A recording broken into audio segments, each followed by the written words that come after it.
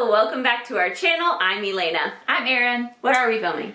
Monthly roundup. It's the end of September. We are finally in fall. And we are going to go over some of our empty products from the month and the books we got through.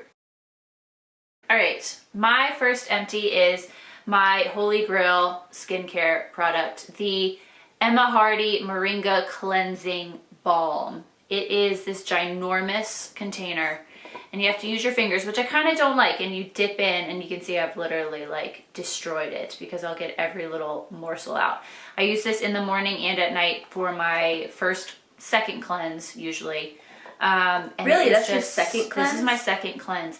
Your face just feels so amazing afterwards. You don't want to wash it again. You just want to bask in the luxury of your skin after using this. That sounds amazing. It's my absolute favorite. Okay, so this is the E.l.f. Skin Holy Hydration Makeup Melting Cleansing Balm. And I've gone through like 4 of these. Here's the situation with this. This is my first cleanse. I use it to take off my makeup. Just like Erin was saying, you dip your fingers in and it's a balm. Do you like that? I don't mind it. Yeah. I prefer a balm to a cleansing oil overall. And I really, really like this stuff. But there's one thing I really, really don't like about it. This is the largest size. I go through this in like 3 weeks. I run out of it. I'm like, oh, well, I need to make an Ulta order. Next thing you know, I've got like 6 things in my cart. You could just buy 6 of those. That's what I should do. But I do like it. It does remove even my waterproof makeup. So, you know, I really want to hear about this. This is my French water. The Roche Posay Thermal Spring Water Spray. So, it is amazing. It's like $15 for water and it is well worth it. I'll put this on after any of my serums or any acids, anything basically before any hydrating stage. And I just bask in it. That's what I was wondering, like what step you add that in? Usually like after any acids. I let the acids sit for a couple minutes and then I'll spray this, and while it's still a little misty, I'll go in with either the moisturizer or my hyaluronic acid. Oh yeah, because you need your skin to be wet for hyaluronic acid. And this is great for that. Do 2 in a row and talk about the hyaluronic acid. This is the ordinary hyaluronic acid 2% plus B5. I don't know what B5 is, but I love it. Yeah, and like all ordinary products, they're in these little dropper containers, which I absolutely love. It's like you're an apothecary. I really feel like I love the sound of it. Yes, I love like glass, mixing frosted the little glass tincture together. Yeah. And it's so well priced. I really think for the price that you can't get any better. And it does a great job of keeping my face hydrated. I'll put a nice moisturizer on top of it. Okay, so this is a makeup empty. It's a mini size of the Milk Makeup Pore Eclipse Matte Setting Spray.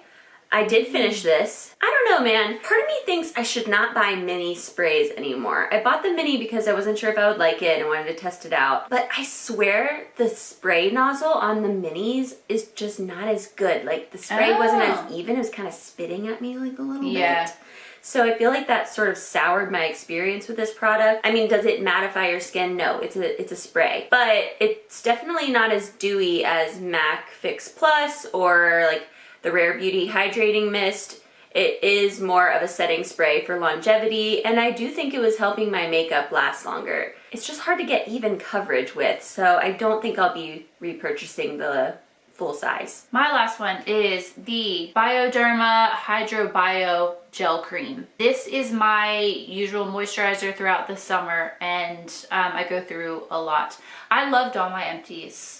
I feel like I don't empty something unless I love it. It's a great moisturizer for the summer. It's really light. They have a thicker cream version that I'll use in the winter. It does have a bit of a fragrance, which I personally love, but I know some people don't like that in their moisturizer. Sometimes the pump, it's kind of a bitch to pump sometimes. It gets like stuck, or you just have to like do it several times for the product to come out. It can kind of be annoying. It's obviously not enough of an issue for me not to continually buy it over and over. But yeah, I wish they would come out with a slightly different packaging style. Yeah, but I highly recommend this for the summer if you need something that's very moisturizing but still light. Okay, for my last empty, I have the Tower 28 Make Waves Mascara. This mascara has been so popular this year, and I also really, really like it. And I'm typically super loyal to my Benefit mascaras, but this one is very good. It's lengthening, it's volumizing, but not in a clumpy way. It really separates your lashes still. I'll show you the wand. Wow, I'm doing such a beauty guru thing with my hand right now. You remember in 2016 when everyone did this so it would focus? But you can kind of see, it has short spikes and a curve, and I would go this way, like frame it as a smile, and this stuff is good, I'm not gonna lie. I did really like it, and I do recommend it. All right. Okay, and then what books did we read this month? I feel like we have good books to talk about. First, Elena has finally convinced me to start Brandon Sanderson. I'm so excited! As a whole, I don't know. It feels like it will be a never-ending quest It now will. to try to read Brandon Sanderson. So I read Mistborn. She said that this was the best trilogy to start, and I loved it. I particularly liked this book. Like, I feel like all I do is read a Kindle anymore, and having this little novel was so satisfying. It really felt like such a mood to sit down and read this in my bed, of course. And I absolutely loved it. I thought it was fantastic. I thought it would take me a lot longer than it did to read. It's sort of my first, not my first, but I'd say my first proper, is it high fantasy? Epic fantasy. Epic fantasy novel. And I had to really get used to the magic system and the world building, but I think it did a pretty good job. Really liked it. Definitely recommend. I will be continuing this series very soon. Well, that's how I started reading the Cosmere, and I still think it is the best entry. Next, I read Serpent and Dove by Shelby Mahurin. Mahurin. That is not what I would have gone for. This was okay. This was on audiobook. It's not the best, but it's certainly entertaining. It's about a witch and a witch hunter, and they fall in love, even though they don't show you them falling in love. It's just suddenly they're in love because the plot must go on. I was gonna say, yeah, do you think I would like it? There are elements of it that are really cool, and yeah. the witches are Not every book has to be my new all-time fave. You know? Yeah. I think I would enjoy it. It's good for the season. I'm not fully finished with this yet, but I'm gonna go ahead and pretend like I am. I have 2 chapters left. Divine Rivals by Rebecca Ross. Look at that cover. Absolutely gorgeous. Kept looking at the cover and trying to figure out what the heck it is. What the heck is it? Are they wild flowers? I don't know. It has no bearing on the story. Oh. So, yeah. Or apologies Unless, if it does. yeah, in the last 2 missed chapters. Yeah. This is good. This is not at all what I thought it would be. This was sold to me as an enemies to lovers fantasy romance type story. I would probably class it more as basically a World War II novel, but with fantasy instead of World War II. I don't know. They're on the front lines of this war, perhaps the whole time, and it is good. Is it YA?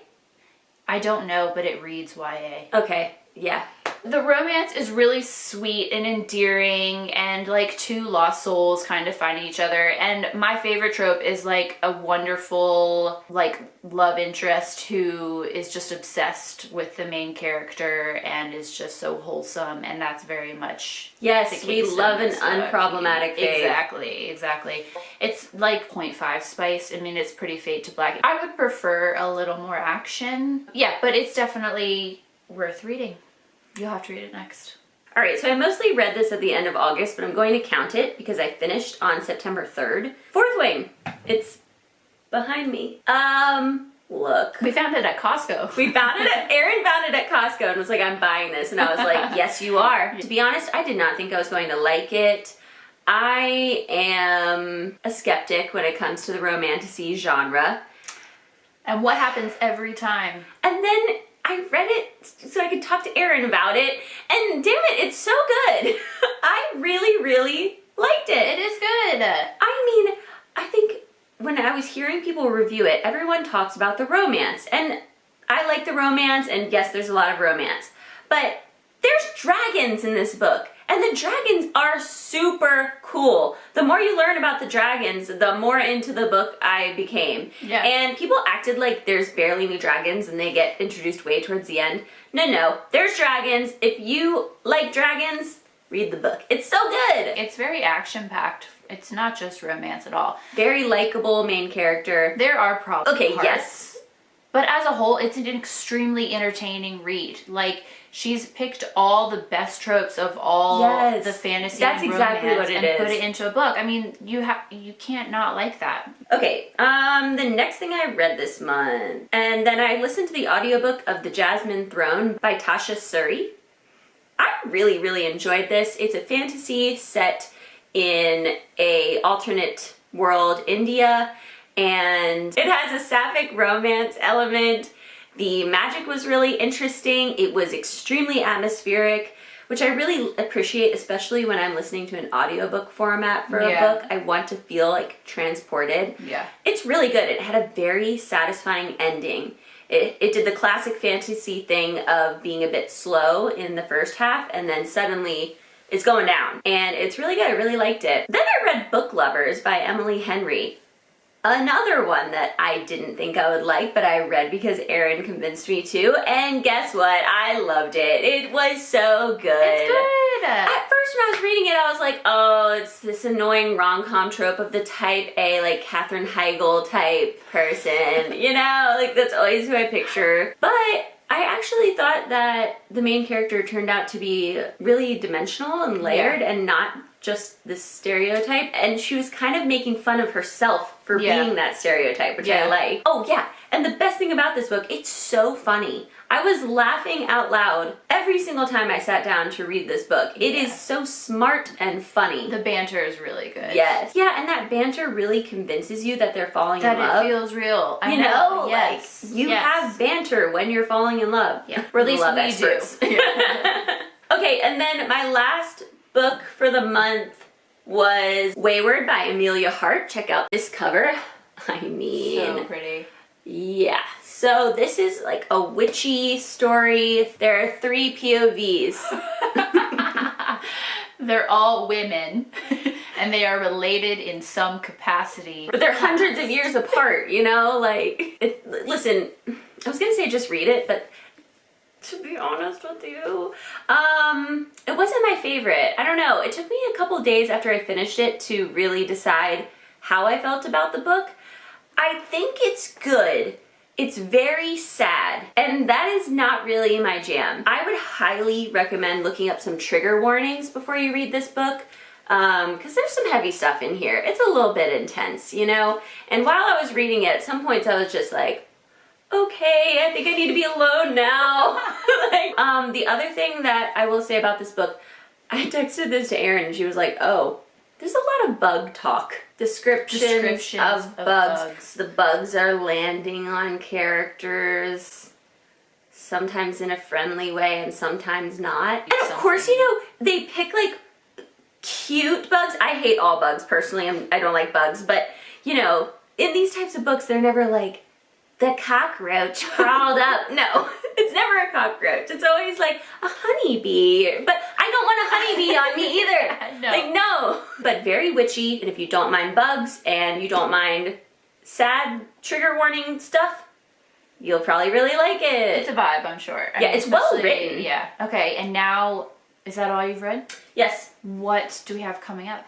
Oh What are you gonna yeah, read next? so our TBR for October. Oh my gosh, there's so many things I want to read. I'm gonna listen to Venko on audiobook. I just picked that up in an Audible 2-for-1 sale. Okay, I am planning to read, I just literally found this at Barnes & Nobles and picked it up. It's called Cackle by Rachel Harrison.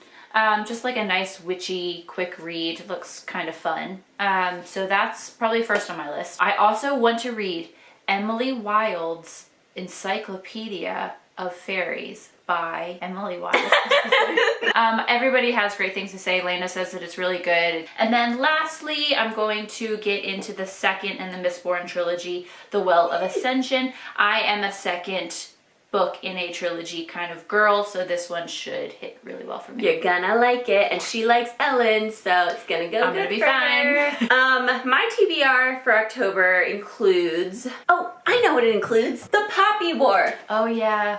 We haven't read anything by this author, And it feels, right? Yeah, we haven't read anything by R.F. Kuang. So we need to, I feel like this is the way to start, right? Yeah, I think I'm gonna really like this. I might do Babel actually soon. Yeah, do it, and then we can kind of compare notes, and really excited to read this.